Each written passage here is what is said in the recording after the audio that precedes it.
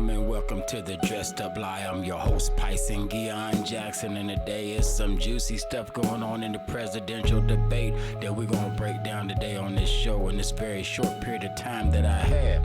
And what we're going to be dealing with, what was the biggest lies and the biggest statements of the presidential debate. And we had some juicy lies and some juicy statements said by both Kamala Harris and ex-president or former president Donald Trump. And so let's just get right into this show right now. And we're going to get into this right now. And I'm going to let you know right now, ladies and gentlemen, these are Americans, the voters in America, that this is something that you should really do.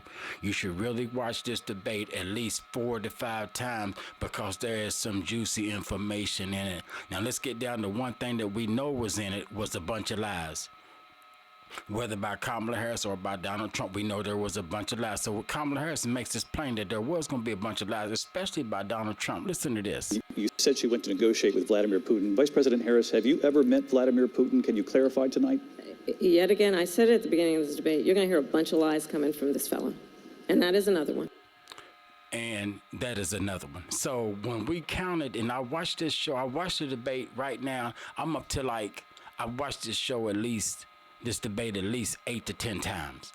And we went through every time one of the candidates called the other candidate a lie. So when we tallied up all the times, Donald Trump proclaimed that Kamala Harris had lied 7 times. Kamala Harris proclaimed that Donald Trump had lied 9 times. But it's not the lies that they told. It was, or the times that they said that person was lying or that person was lying. It's the times they didn't say one of them was lying. That's the spooky part that we're going to break down. This is the Dressed Up Lie. Now, let's just listen to this real fast. One of the things that they said, Donald Trump proclaimed that Kamala Harris would not meet with Netanyahu because she had to go to a sorority party.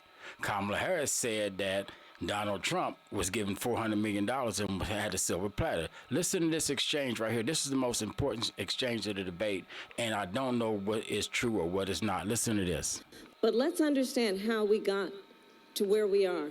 Donald Trump, when he was president, negotiated one of the weakest deals you can imagine. He calls himself a deal maker. Even his national security advisor said it was a weak, terrible deal. And here's how it went down.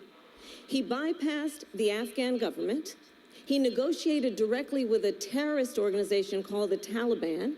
The negotiation involved the Taliban getting 5,000 Taliban terrorists released. And get this. And the president at the time invited the Taliban to Camp David, a place of storied significance for us as Americans, a place where we honor the importance of American diplomacy, where we invite and receive respected world leaders. And this former president, as president, invited them to Camp David because he does not again appreciate the role and responsibility of the President of the United States to be commander-in-chief with a level of respect. And this gets back to the point of how he has consistently disparaged and demeaned members of our military, fallen soldiers, and the work that we must do to uphold the strength and the respect of the United States of America around the world. Vice President Harris, thank you. President Trump, your response to her saying that you began the negotiations with the Taliban. So if you take a look at that period of time, the Taliban was killing our soldiers, a lot of them, with snipers. And I got involved with the Taliban because the Taliban was doing the killing. That's the fighting force within Afghanistan. They don't bother doing that because, they deal with the wrong people all the time. But I got involved. And Abdul is the head of the Taliban. He is still the head of the Taliban. And I told Abdul, don't do it anymore. You do it anymore, you're going to have problems. And he said, why do you send me a picture of my house? I said, you're going to have to figure that out, Abdul. And for 18 months, we had nobody killed. We did have an agreement negotiated by Mike Pompeo. It was a very good agreement. The reason it was good, we were getting out. We would have been out faster than them, but we wouldn't have lost the soldiers. We wouldn't have left many Americans behind, and we wouldn't have left $85 billion worth of brand new, beautiful military equipment behind. So Donald Trump, Kamala Harris says, right, so she's portraying Donald Trump right here in this exchange with the government and the Taliban or Afghanistan and all the killing that was going on with this little war. And she portrays Donald Trump, well, we call him Donald Trump, Donald Trump as a weak individual. Then Donald Trump comes back with this gangster mafia story that, you know, he calls up the leader and does this Godfather type thing. And I just don't know what to believe. So Donald Trump says that they left $85 billion worth of military equipment in Afghanistan. And she says that Donald Trump let 5,000 Taliban members out of federal prison.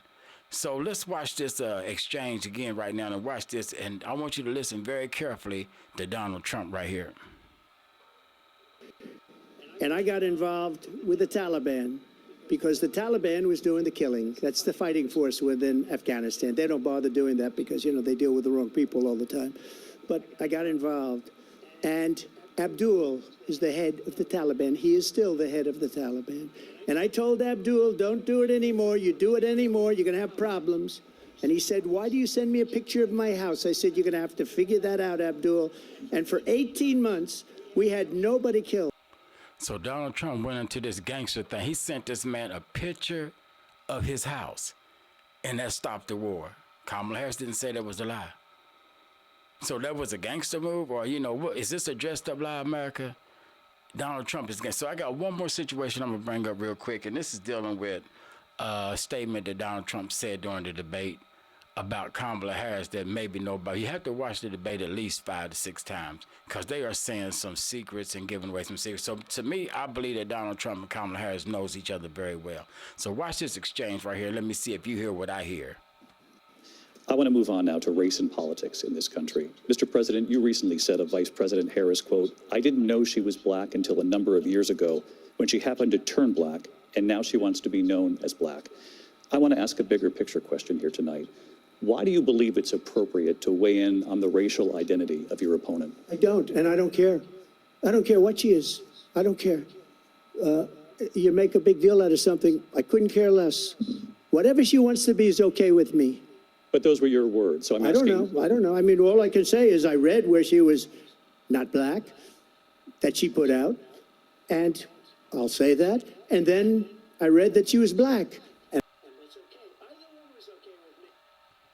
So Donald Trump just said, Kamala Harris didn't say this was a lie, and this was shocking that she didn't. He said that I read where she said that she wasn't black, that she put out.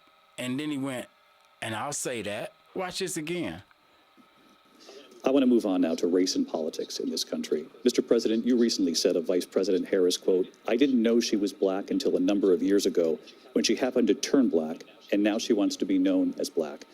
I want to ask a bigger picture question here tonight. Why do you believe it's appropriate to weigh in on the racial identity of your opponent? I don't, and I don't care. I don't care what she is. I don't care. You make a big deal out of something. I couldn't care less.